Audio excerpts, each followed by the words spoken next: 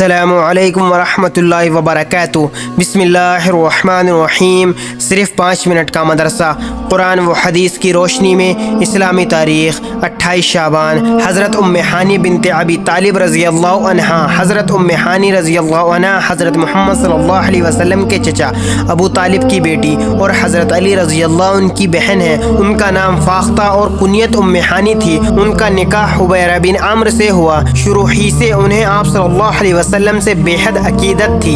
سن 8 ہجری میں جب مکہ فتح ہوا تو انہوں نے اسلام قبول کر لیا۔ یہ ان کی خوش قسمتی ہے کہ فتح مکہ کے دن آپ صلی اللہ علیہ وسلم نے انہی کے مکان پر قیام فرمایا اور ان کے گھر میں پناہ لینے والوں کو امان دی۔ آپ صلی اللہ علیہ وسلم ان سے بہت محبت کرتے تھے۔ معراج کا مقدس سفر بھی آپ صلی اللہ علیہ وسلم نے ام ہانی کے گھر سے ہی کیا تھا۔ وہ آپ صلی اللہ علیہ وسلم سے کبھی کبھی مسائل پوچھا کرتی تھی۔ ایک مرتبہ انہوں نے رسول اللہ صلی اللہ علیہ وسلم سے پوچھا کہ اب میں بوڑھی ہو گئی ہوں اور چلنے پھرنے میں کمزوری محسوس ہوتی ہے، اس لیے کوئی ایسا عمل بتا دیجیے جس کو میں بیٹھے بیٹھے ہی پورا کر سکوں۔ آپ صلی اللہ علیہ وسلم نے فرمایا کہ 100 مرتبہ سبحان اللہ، 100 مرتبہ الحمدللہ، 100 مرتبہ اللہ اکبر اور 1 مرتبہ لا الہ الا اللہ پڑھ لیا کرو۔ حضرت ام ہانی رضی اللہ عنہا حضرت علی رضی اللہ عنہ کی وفات کے بعد کافی دنوں تک زندہ رہیں اور ان کا انتقال حضرت امیر معاویہ رضی اللہ عنہ کی خلافت کے زمانے میں ہوا۔ نمبر 2، حضرت محمد صلی اللہ علیہ وسلم کا معجزہ۔ رسول اللہ صلی اللہ علیہ وسلم کی دعا کی برکت۔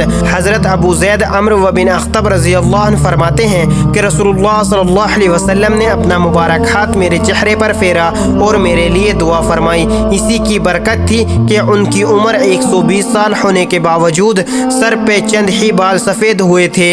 نمبر 3، ایک فرض کے بارے میں۔ ہر مسلمان پر روزہ رکھنا فرض ہے۔ قرآن میں اللہ تعالیٰ فرماتا ہے تم میں سے جو شخص رمضان کے مہینے کو پائے تو اس کو ضرور روزہ رکھنا چاہیے۔ نمبر 4، ایک سنت کے بارے میں۔ رمضان کا مہینہ آئے تو یہ دعا پڑھیں۔ حضرت عبادہ بن صامت رضی اللہ عنہ فرماتے ہیں کہ جب رمضان المبارک کا مہینہ آتا تو آپ صلی اللہ علیہ وسلم ہمیں یہ دعا سکھاتے۔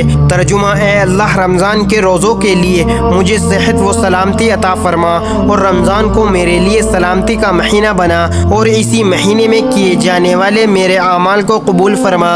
نمبر 5، ایک اہم عمل کی فضیلت، نماز جنازہ کا ثواب۔ رسول اللہ صلی اللہ علیہ وسلم نے فرمایا جو شخص جنازے میں شریک ہو کر صرف نماز پڑھے تو اس کو 1 قرات ثواب ملے گا اور جو شخص جنازے کی نماز پڑھنے کے بعد دفن میں شریک ہو تو اسے 2 قرات ثواب ملے گا۔ معلوم کیا گیا تو قرات کی مقدار کیا ہے تو آپ صلی اللہ علیہ وسلم نے فرمایا 2 بڑے پہاڑ کے برابر ہے۔ نمبر 6، ایک گناہ کے بارے میں۔ پاک دامن عورتوں پر تہمت لگانا۔ قرآن میں اللہ تعالیٰ فرماتا ہے جو لوگ پاک دامن عورتوں پر زنا کی تہمت لگاتے ہیں پھر اپنے دعوے پر 4 گواہ نہ لا سکیں تو ایسے لوگوں کو 80 کوڑے لگائیں اور آئندہ کبھی ان کی گواہی قبول نہ کریں، اور یہ لوگ سخت گناہگار ہیں۔ مگر جو لوگ اس تہمت کے بعد توبہ کر لیں اور اپنی اصلاح کر لیں تو بے شک اللہ تعالیٰ بڑے بخشنے والا اور مہربان ہے۔ نمبر 7، دنیا کے بارے میں۔ دنیا والوں کا حال۔ قرآن میں اللہ تعالیٰ فرماتا ہے اللہ تعالیٰ جب انسان کو آزماتا ہے تو اس کی روزی اس پر تنگ کر دیتا ہے، پھر وہ شکایت کرتا پھرتا ہے کہ میرے رب نے میری قدر ٹھکرا دی، حالانکہ ہرگز ایسا نہیں، بلکہ تم یتیموں کی عزت نہیں کرتے اور مسکینوں کو آپس میں کھانا کھلانے کی ترغیب نہیں دیتے ہو، جس کی وجہ سے ایسا ہوا۔ نمبر 8، آخرت کے بارے میں سخت حساب کا نتیجہ۔ رسول اللہ صلی اللہ علیہ وسلم نے فرمایا قیامت کے دن جس سے سخت حساب لیا جائے گا اس کو عذاب ہو کر رہے گا۔ نمبر 9، طب نبوی سے علاج، صحت کے لیے احتیاطی تدبیر۔ حضرت ابن عباس رضی اللہ عنہ فرماتے ہیں کہ رسول اللہ صلی اللہ علیہ وسلم کھانے پینے کی چیزوں میں پھونک نہیں مارتے تھے اور نہ برتن میں سانس لیتے تھے۔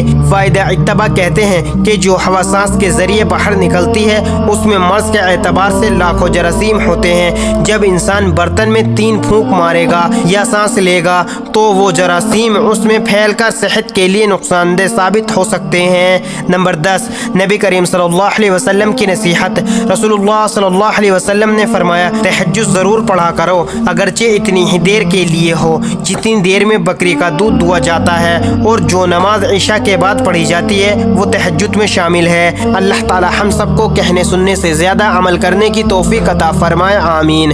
مزید اسی طرح کی اسلامک ویڈیو کے لیے اگر آپ نے ابھی تک ملک شاہ چینل کو سبسکرائب نہیں کیا تو سبسکرائب کر لیں، اور ویڈیو کو لائک اینڈ شیئر ضرور کریں۔ جزاک اللہ، شکریہ۔